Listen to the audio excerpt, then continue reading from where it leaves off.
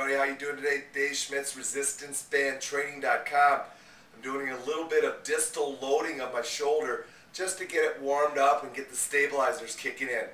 You know, a lot of people like to do distal loading of the extremity. They feel it's more functional, and again, it makes sense because when it comes to throwing, when it comes to kicking, some of the movements that we do with our hand and our foot, it makes sense to go ahead and load that area of the body with the resistance.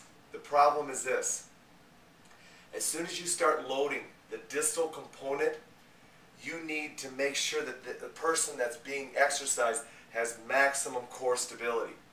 And in young athletes, high school athletes, even a lot of college athletes, they simply don't have the core stability to handle that distal loading.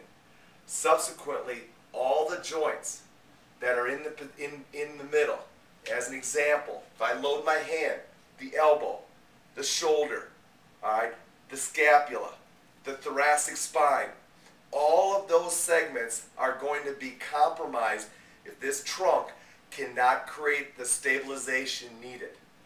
And as a result of that, I think we open ourselves up to injuring these athletes.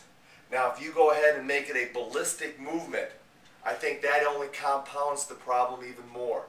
So here's some recommendations. If you're going to distal load, movements need to stay slow. Keep the tempo slow. In most cases, if I'm going to load the distal component with my throwers, I'm going to start in a forward position. I'm going to make sure that they're stable out here. Then I'm going to go ahead and ask them to come up here. Nothing changes here. They set the lower abdominals. They keep the rib cage flat. They make sure that their feet stay parallel, if that's where we want them, and their movements are very slow and controlled.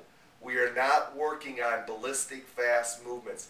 Even though the pattern and the function that they're going to be doing is going to be that way, I am simply working on deceleration control of their wind up or their posterior positioning of the shoulder prior to coming through. So that said, that's first recommendation. Second recommendation is nobody says you have to load the extremity at the hand to start with. You can roll it back, slide the arm in, hook the band onto their arm, and have them start here. Now what we can do is we can go ahead and load that. Just make sure the band is nice and tight so it's not going to slide. Now we can go ahead and load that same movement in a very slow, methodical way, but we've shortened the lever arm. So I can go ahead and now work with that movement. If you want to stagger the feet, fine. Staggering the feet is only going to create a different base of support and allow them to control that more effectively. So those are a couple of recommendations if you're going to go ahead and create a distal loading point. The same thing applies to the foot. If you're going to load the foot, start at the foot. If they don't have the core stability on the opposite side, move the lever arm up. Make the resistance come up to their thigh and have them start doing the same movements. Because you're working with a flat band, you know this and I know this, it'll adhere to the body so you really can attach it anywhere you want. Those are a few recommendations when it comes to distal loading. I think you're going to hear more about this from me over the future because I'm really concerned that people are just doing too much ballistic distal loading and you're really setting the athlete up and the individual up for multiple joint type irritations if they don't have the stability.